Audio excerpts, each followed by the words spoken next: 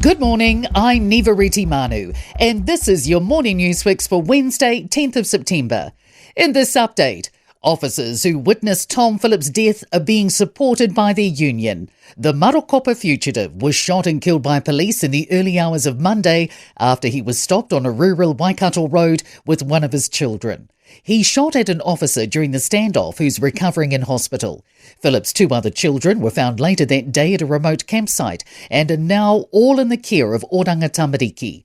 Police Association President Chris Cahill says all officers involved have witnessed something traumatic. He says support will be wrapped around the officer who shot Phillips as it'll be a life-changing event.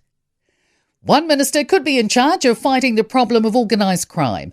A report from the Ministerial Advisory Group on Transnational, Serious and Organised Crime has recommended the government give an individual minister the sole responsibility.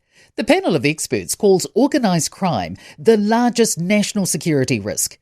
Customs Minister Casey Costello told Ryan Bridge it wouldn't be a new minister, but rather a minister responsible for cohesion. The challenge that we've got is that we have all of these agencies doing small amounts of things. It's about ensuring that we understand why this is a priority. Believe more 15-year-olds are going into vocational study due to an overloaded secondary sector. New data shows 90% of the 1,300 students granted an early leaving exemption last year chose more study over full-time employment. Secondary Teachers Union President Chris Abercrombie says there are better outcomes for those who stay in schools, but it's good to see options for all students. He's expecting the number of exemptions to continue increasing. Abercrombie says it's a symptom of a stretched secondary sector which can't meet the needs of all students. Another escalation in the Middle East. Israel's carried out strikes on Hamas members in Qatar's capital Doha, saying it was precisely targeting those directly responsible for the October 7 attacks.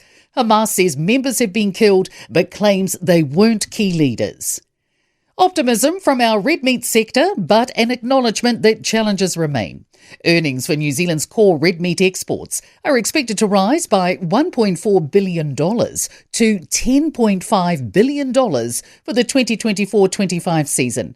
Beef and Lamb New Zealand Board Chair Kate Ackland says US tariffs risk taking about $500 million out of the sector, and she says the spread of forestry has also had an impact. If we hadn't had the stock losses through afforestation in the last 5 years, that would be equivalent to an extra $2 billion in red meat exports over 5 years.